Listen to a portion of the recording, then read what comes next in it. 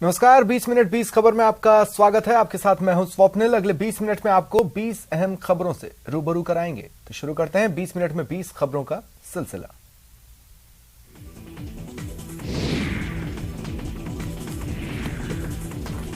को समाप्त कर सकती है। सड़क पर लोग दम साध कर शख्स को लटकता देख रहे हैं। उसके पैरों को कोई सहारा नहीं मिल रहा और हाथ थकते नजर आ रहे हैं। लोगों की सांसें अटकी हुई हैं।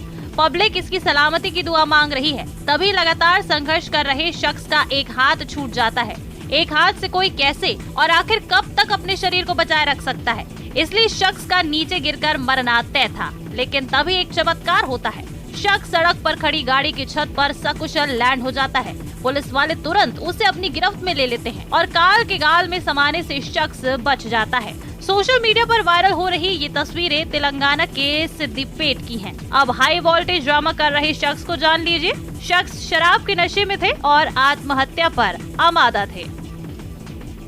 जीन्स पैंट की सिलाई उघाड़ी जा रही है, लेकिन देर अधिक लग रही है, इसलिए इसे काटने की जरूरत महसूस की गई, लेकिन मकसद तक पहुंचा नहीं जा सका। अफसर के निर्देश पर दोबारा पैंट काटी गई। इस बार तीर निशाने पर लगा। पैंट से 14 लाख का सोना जब्त कर लिया गया।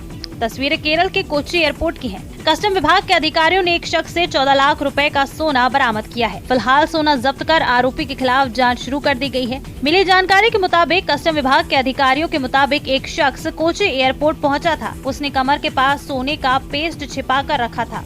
ये सोने का पेस्ट एक पॉलिथीन में रखकर इस पर एक और कपड़ा लपेटा हुआ था। अधिकारियों ने बताया कि एयरपोर्ट पर युवक को संदिग्ध हरकत करता दिखा है। इसके बाद गहनता से उसकी जांच शुरू की गई। अधिकारियों ने बताया कि जांच के दौरान उसके कमर के पास से करीब 14 लाख रुपए का सोने का पेस्ट एक पॉलिथीन में मिला। आपने कभी बर्फ से बनी मूर्तियाँ देखी हैं? नहीं ना? तो चलिए आज हम आपको दिखाएंगे ये मूर्तियाँ किसी नायाब नमूने से कम नहीं।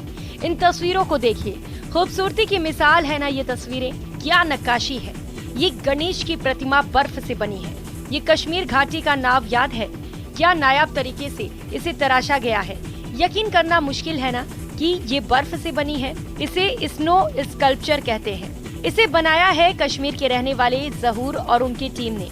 बता दें कि यूएस स्नो स्कल्पचर प्रतियोगिता का आयोजन किया जाता है। इस प्रतियोगिता में भारत की तरफ से जहूर की टीम का चयन हुआ है। जहूर अपनी टीम कैलिस्टो के साथ भारत का प्रतिनिधित्व करेंगे। इससे पहले भी जहूर अपनी टीम के साथ 2014 में यूएसए में स्नो स्कल्पचर प्रतियोगिता का हिस्सा बन चुके हैं, जहां उन्हें बेहतरीन काम करने के लिए पुरस्कृत भी किया गया था।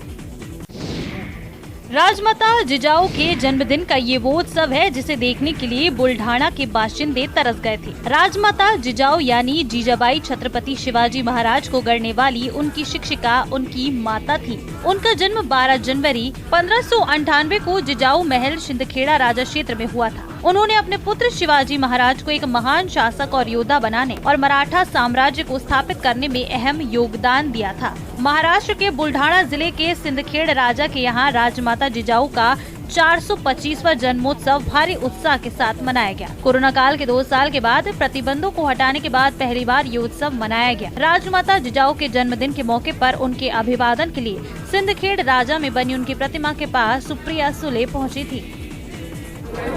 आपके माध्यम से पूरे भारत को या पूरे जग को ये बताना चाहूँगा कि जिजाऊ माँ साहब के जो पिताजी थे राजे लक्ष्मीराव जाधव, उन्होंने 4 युवराजों के बाद में जिजाऊ माँ साहब का जब जन्म हुआ तो ये सिंदखेड़ राजा नगरी में हाथी पर रख के सब उनकी जो नगरी है वहाँ पर शक्कर बांटी थी, मिठाइयाँ बांटी थी। आज भी हम उसी तरह इस तरह जिजाऊ माँ साहब का जन्म हुआ है तो हमारी तरफ से ही, हमारे परिवार की ओर से भी यहाँ पर मिठाइयाँ बांट रहे हैं। सेना के ये वो हथियार हैं जिसका खौफ दुश्मनों के दिलो दिमाग पर हावी है, जिसके डर से वो अपनी साजिश को अमली जामा पहनाने के लिए पहले 1000 बार सोचते हैं। तस्वीरें गुजरात के वडोदरा की हैं। सेना के अत्याधुनिक हथियार और उपकरण आम लोगों को दिखाने के लिए प्रदर्शित किए गए। प्रदर्शनी के पहले दिन लोगों का खासा उत्साह देखने को मिला। प्रदर्शनी को देखने के लिए बच्चों से लेकर बुजुर्ग तक हर आयु वर्ग के लोग मौजूद रहे। ये जो एग्जीबिशन है वो हमारी यूनिट ने ही हैंडल किया है। ओके, एंड यहाँ पर हमने बहुत सारी गन्स देखी। 40 mm QF देखी।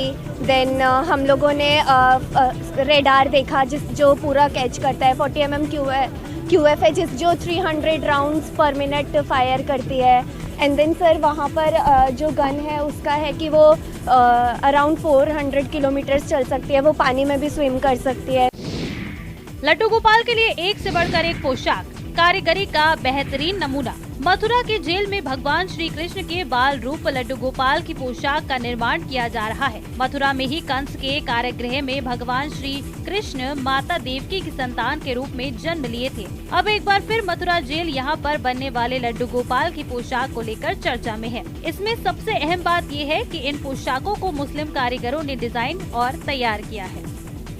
जी मैं 7 साल पहले जेल में आया था, लेकिन जेल आने से पहले मेरे परिवार वाले मुझे निकम्मा कहते थे, कुछ नहीं करता था कभी भी मैं। लेकिन जब मैं जेल आ गया, जेल आने के बाद कुछ दिन तक यहाँ सालों तक मैं बैरिंग में पड़ा रहा। फिर उसके बाद एक बार साहब ने मुझसे पूछा कि कुछ काम जानते हो, तो मैंने कहा जी हाँ मुझे काम आता है सिलाई का। देश की आज़ादी के पूर्व जो कारागार का माहौल था वो एक दंडात्मक व्यवस्था के अंतर्गत आता था, लेकिन वर्तमान में आज़ादी के पश्चात लगातार यह जो है कारागार जो है सुधार गृह के रूप में अपने आप को प्रदर्शित करते जा रहा है।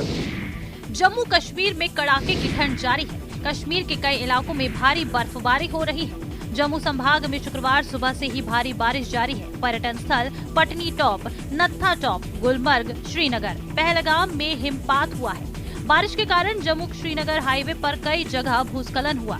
इससे यातायात प्रभावित हो रहा है। आपके टीवी स्क्रीन पर नजर आ रही तस्वीरें जम्मू कश्मीर के कुपवाड़ा की हैं। जहां तक नजर वहां तक बस बर्फ ही बर्फ। सड़कों पर जमी बर्फ की मोटी चादर लोगों की आवाजाही प्रभावित कर रही है। बर्फबारी से बिजली और पानी की सप्लाई भी प्रभावित हुई है। इसके बावजूद लोग इत्मीनान की सांस ले रहे हैं। नाज़रीन, महकमे मौसमियात की पेशन गोई के मुताबिक आज कुपवाड़ा जिले के सरहदी इलाकों के साथ साथ मैदानी इलाकों में भी बर्फबारी हुई, जबकि सरहदी इलाकों के तीनों सड़क राब्ते करना, केरन और मुत्सिल आमद रफ्त के लिए बंद कर दिए गए हैं, जबकि मैदानी इलाकों में भी बर्फ की मोटी तह जमा हो चुकी है और पूरे जिले में आज लाइन ऑफ कंट्रोल से लेकर गाँव देहात तक सर्दी की शदीद लहर पैदा हो चुकी है। भद्रवाह घाटी में बर्फबारी की तस्वीरें हैं, जिसकी यहाँ के बाशिंदों की अरसे से आस थी। बर्फबारी देखने वालों को रोमांचित कर रही है ये तस्वीरें। पर्यटकों को यहाँ आने का न्योता भी दे रही हैं। ये हंसी वादियाँ, ये खुला आसमान, ताज़ा बर्फबारी से कुल्लू के पहाड़ निखर उठे हैं। तस्वीरें दिलो दिमाग को तरोताजा कर देती हैं। मन मोह लेने वाली तस्वीरें हिमाचल प्रदेश की हैं। यहाँ की पर्यटन नगरी मनाली सहित आसपास के क्षेत्रों में गुरुवार को दूसरे दिन भी बर्फबारी जारी रही। घाटी में लगातार हो रही बर्फबारी से जहाँ तापमान में गिरावट देखी जा रही है, वहीं मनाली के आसपास की समूची घाटी ने भी बर्फ की सफेद चादर ओढ़ ली है। मनाली के ऊपरी क्षेत्रों में हो रही बर्फबारी को देखते हुए प्रशासन ने भी अलर्ट जारी किया है और पर्यटकों की सुरक्षा को देखते हुए फिलहाल सभी वाहनों को सोलंग नाला तक ही जाने की अनुमति दी जा रही है। इसके साथ ही स्थानीय लोगों और पर्यटकों से खराब मौसम के दौरान ऊंचाई वाले क्षेत्रों का रुख न करने की अपील भी की जा रही है। अटल टनल के साउथ पोर्टल पे लगभग 2 फुट के करीब अभी बर्फ है। तो जो हमारी सोलंग नाला से आगे 4x4 व्हीकल्स ही अलाउड है, चाहे वो टूरिस्ट हैं चाहे वो लोकल्स हैं। इसके अलावा जो लाहौल स्पीति के रहने वाले लोग हैं उनके यदि 4x4 व्हीकल्स हैं तो उनको आगे भी जाने दिया जा रहा है।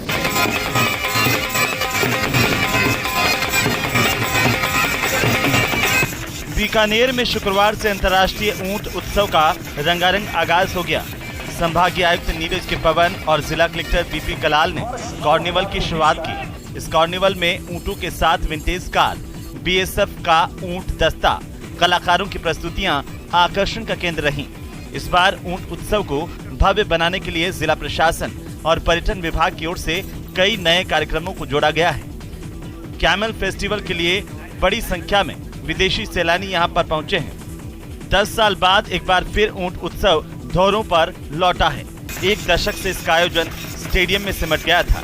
इस बार उत्सव के अंतिम दिन राज्य स्तर के धौरों पर सतरंगी आयोजन होंगे। इसके लिए पर्यटन विभाग की ओर से बसों की भी व्यवस्था की गई है।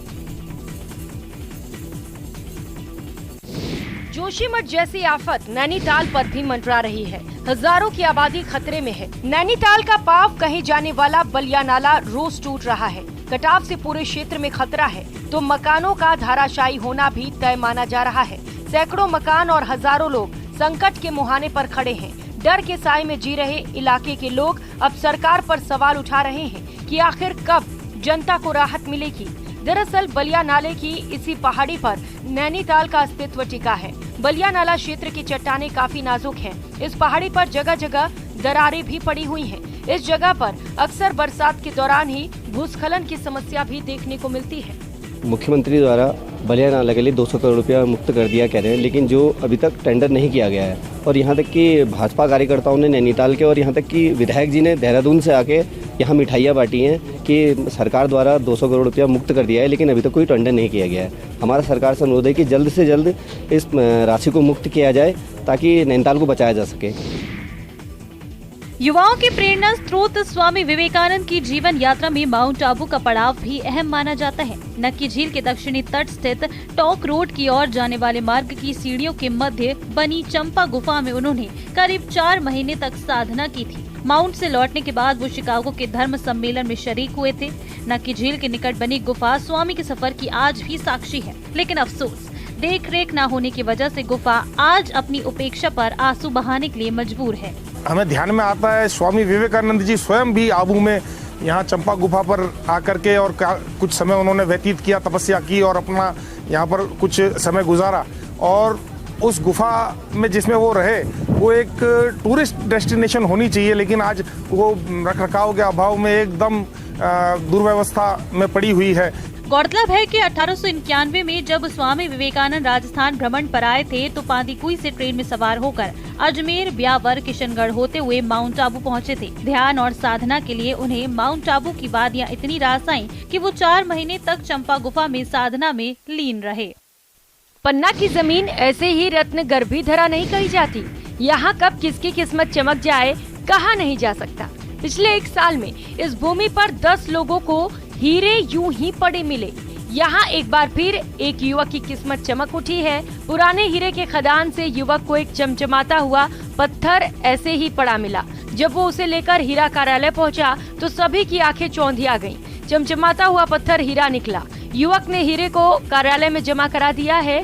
ये इस साल का पहला हीरा है जो हीरा कार्यालय में जमा कराया गया है। हीरा विशेषज्ञ की माने तो हीरा उज्जवल क्वालिटी का है। इस बार इस हीरे को नीलामी के लिए रखा जाएगा। हीरा पाने वाले युवक रुपेश कुशवाहा ने बताया कि हीरा नीलामी के बाद जो रकम मिलेगी उससे वो रोजगार का साधन खड़ा करेगा। विशेषज्ञों को उम्मीद है कि इसकी अच्छी कीमत मिलेगी। जयपुर की पतंगबाजी देश दुनिया में विख्यात है। मकर संक्रांति पर पतंगबाजी की परंपरा है। शहर के प्रमुख बाजारों में भी पतंग, डोर और मांझे की जमकर खरीदारी हो रही है। इस बीच जयपुर के additional police commissioner Kailash Chandra Bishnoi ने न्यूज 18 राजस्थान के माध्यम से शहरवासियों से चाइनीज मांझे के उपयोग से बचने की अपील की है, ताकि इस जानलेवा मांझे से किसी की जान खतरे में न पड़े। पुलिस ने चाइनीज मांझे की खरीद फरोख्त करने वालों की धरपकड़ भी तेज कर दी है। सभी जयपुर के निवासियों से मैं अपील करना चाहूँगा, निवेदन भी करना चाहूँगा कि चूँकि चाइनीज़ मांझे को प्रतिबंधित कर दिया गया आदेश के द्वारा, तो चाइनीज़ मांझा हो चाहे प्लास्टिक या अन्य तरह के ग्लास उपयुक्त पदार्थों से बना हुआ मांझा हो जो बेसिकली मनुष्य को या पशु पक्षियों को बेसिकली जनहानि क्रिएट कर सकता है, उनको प्रतिबंधित कर दिया गया है। तो कृपया करके इस चाइनीज मांझे को यूज नहीं करें, ये प्रतिबंधित है। इसमें पुलिस प्रभावी कार्रवाई कर रही है। इसके अलावा additional police commissioner Kailash Bishnoi ने लोगों से सुबह और शाम को आसमान में उड़ान भरने वाले परिंदों की सहूलियत के लिए पतंगबाजी नहीं करने की अपील की है। ये नए भारत की तस्वीर है। ये बदलते समाज का परिचायक है। जी हाँ, एक और जहां कुछ बेटे अपने माता पिता की सेवा नहीं करते, वहीं दूसरी ओर कुछ बेटियां समाज की रूढ़िवादी परंपरा को तोड़ते हुए अपने पिता का अंतिम संस्कार कर रही हैं। शमशान घाट तक अर्थी को कंधा दे रही हैं। रीति रिवाज के अनुसार अंतिम संस्कार कर रही हैं। तस्वीरें दौसा की हैं। मिली जानकारी के मुताबिक खेड़ा पहाड़पुर के निवासी रामसुख मीणा का जब 95 वर्ष की उम्र में निधन हुआ, तब उनकी बेटी ने उन्हें कंधा दिया। मीणा के 40 वर्षीय बेटे की मौत 2001 में घर में रखे तेल के गोदाम में आग लगने से हो गई थी। बेटी के अलावा कोई और नहीं होने के कारण बेटी प्रेम ने ही अर्थी को कंधा दिया और मुखाग्नि देकर पुत्र धर्म निभाया। प्रेम ने इस दौरान संदेश दिया कि बेटा बेटी में कोई भेदभाव नहीं होना चाहिए। शुक्रवार को पीएम मोदी ने काशी को बड़ी सौगात दी। पीएम मोदी ने दुनिया के सबसे लंबे रिवर क्रूज को हरी झंडी दिखाकर रवाना कर दिया है। इस कार्यक्रम को पीएम मोदी ने वर्चुअली संबोधित किया। इस मौके पर पीएम ने कहा कि गंगा पर दुनिया की सबसे लंबी रिवर क्रूज सेवा की शुरुआत एक ऐतिहासिक क्षण है। ये भारत में पर्यटन के एक नए युग का सूत्रपात बनेगा। हमारी नदियों की भूमिका महत्वपूर्ण है।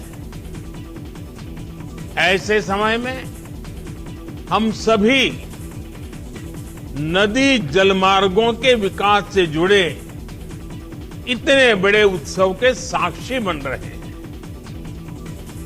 आज मेरी काशी से डिब्रूगढ़ के बीच दुनिया की सबसे लंबी नदी जल यात्रा गंगा विलास क्रूज का शुभारंभ हुआ है। गंगा विलास क्रूज वाराणसी से असम के डिब्रूगढ़ तक जाएगा। इस दौरान ये 3200 किलोमीटर का सफर तय करेगा। मिली जानकारी के मुताबिक गंगा विलास क्रूज 25 अलग अलग नदियों से होकर गुजरेगा। जो लोग भारत के समृद्ध खान पान का अनुभव लेना चाहते हैं, उनके लिए भी ये बेहतरीन अवसर है। यानी यात्रियों को भारत की विरासत और आधुनिकता का अद्भुत संगम इस यात्रा में देखने को मिलेगा। आसमान में हवा से बातें करने के लिए पतंगे तैयार हैं। बाजार सज गया है, खरीदार उमड़ने लगे हैं। तस्वीरें दौसा की हैं। तरह तरह की रंग बिरंगी पतंगे दुकानों पर बिकने लगी हैं। पिछले कुछ दिनों से दुकानों पर दिन भर पतंग और डोर खरीदने वालों की भीड़ देखने को मिल रही है। खास बात यह है कि महंगाई पर पतंगबाजी का शौक भारी है। पतंग व्यापारियों का कहना है कि करीब 30% महंगाई है। ऐसे में पतंग और डोर की खरीदारी करने वालों को 30% महंगाई का सामना करना पड़ रहा है। इसके बावजूद पतंगबाजों के उत्साह में कमी नहीं आ रही है। 25 से 30% लगभग महंगाई है इस समय। ग्राहक एक बार रेट सुन के चौंक जाता है। बाकी डिमांड में कोई कमी नहीं है, माल खूब बिक रहा है। लोगों में क्रेज वो का वो बना हुआ है। जो लोग संक्रांत पे पहले से ज़्यादा आनंद ले रहे हैं। जम्मू कश्मीर में आतंकियों का मुकाबला करने के लिए देश के सबसे बड़े केंद्रीय अर्धसैनिक बल सीआरपीएफ ग्राम विकास समिति के तहत ग्रामीणों को हथियार ही नहीं, उन्हें चलाने की ट्रेनिंग भी दे रहे हैं। हथियारों से मिले आत्मविश्वास की चमक ग्रामीणों के चेहरे पर साफ देखी जा सकती है। राजौरी जिले के धंगरी में हर ग्राम रक्षा समिति में एक सदस्य को SLR राइफलें दी गई हैं। कुछ ग्राम रक्षा समितियों में 2 से 3 सदस्यों को स्वचालित राइफलें भी दी गई हैं। पिछले दिनों जम्मू के पुंछ और राजौरी में हुए जघन्य हत्याकांड के बाद ये कदम उठाया गया है। एक्शन की बात करें तो मैंने कहा कि बड़ी जल्दी एक्शन हुआ। 7 दिन का टाइम लिया था LG महोदय ने, और जो हमारे पास वेपन है वो 7 दिन के अंदर हमें मिल गए हैं। तो हम धन्यवाद करते हैं LG साहब का भी और केंद्रीय सरकार का भी। गवर्नमेंट ने हमें SLR दे के गाँव को मजबूत किया है।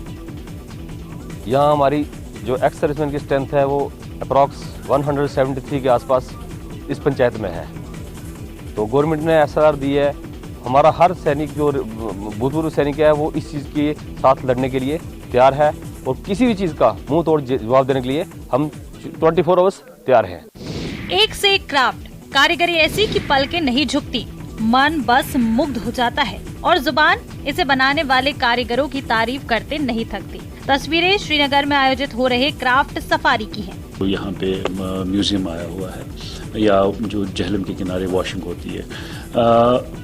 काफ़ी अच्छा रिस्पांस है हमको। जो पिछले 1 साल से हमारी कोशिश है कि क्राफ्ट सफारी हो और लोग जो है क्राफ्ट स्पेसेस में आए और डायरेक्टली आर्टिजन से परचेज करें। साल 2022 में यूनेस्को की तरफ से श्रीनगर को क्रिएटिव आर्ट एंड कल्चर के शहरों की सूची में शामिल किया गया। इसके बाद से जम्मू कश्मीर का हैंडीक्राफ्ट और हैंडलूम डिपार्टमेंट कश्मीर की हस्तकलाओं को लोकप्रिय करने के लिए कोशिशें कर रहा है। इसी सिलसिले में श्रीनगर में क्राफ्ट सफारी का आयोजन किया गया है।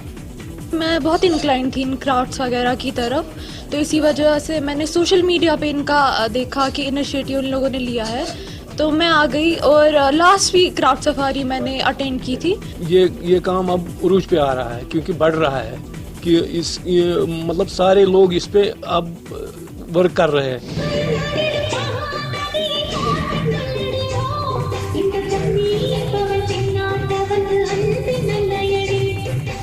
भारत बहुभाषी और विभिन्न संस्कृतियों वाला देश है, जहां हर तीज त्योहार की अलग ही छटा देखने को मिलती है। तस्वीरें पुडुचेरी के राजभवन की हैं, जहां पहला पोंगल उत्सव मनाया गया। First of all, I wish everyone a very, very happy Pongal. And we are celebrating as G20 conference Pongal. Pongal दक्षिण भारत का सर्वाधिक महत्वपूर्ण पर्व है जो 4 दिनों तक चलता है। पहले दिन भोगी पंडिगई, दूसरे दिन थाई पोंगल, तीसरे दिन मट्टू पोंगल और चौथे दिन कानुम पोंगल मनाया जाता है। इस दरमियान लोग अपने घरों की साफ सफाई करते हैं, रंगोली सजाते हैं। लोग मिट्टी के बर्तन में दूध, चावल, गुड़ और ड्राई फ्रूट की मिठाई बनाकर सूर्य देव को अर्पित करते हैं। बाद में इसे प्रसाद के रूप में सब लोग खाते हैं। तीसरे दिन बैलों की पूजा की जाती है और चौथे दिन आम और नारियल के पत्तों से तोरण बनाया जाता है। लोग एक दूसरे को पोंगल की शुभकामनाएं देते हैं। पंजाब के मुख्यमंत्री भगवंत मान ने अपने परिवार के साथ लोहड़ी का त्योहार मनाया।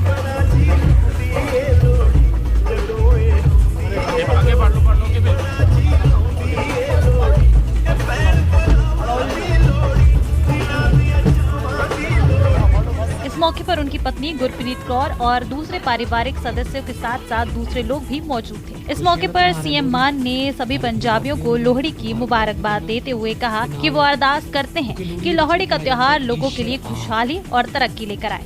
खुशियां का त्योहार है लोहड़ी, सारे पंजाबियों को मैं मुबारकबाद भी देना ते नाल, क्योंकि लोहड़ी दे विच ये कहा जाता है ईश्वर आ दलिद्दर जा, मतलब चंगे काम आउण, दलिद्दर जिहड़े माड़े ने वो जान, दलिद्दर दी जड़ चुल्हे पर। आपको बताते चले लोहड़ी के पर्व को मकर संक्रांति के एक दिन पहले मनाया जाता है। लोहड़ी पंजाबियों के प्रमुख त्योहार में से एक है। असल में लोहड़ी के पर्व को मुख्य रूप से नई फसल आने की खुशी में मनाया जाता है।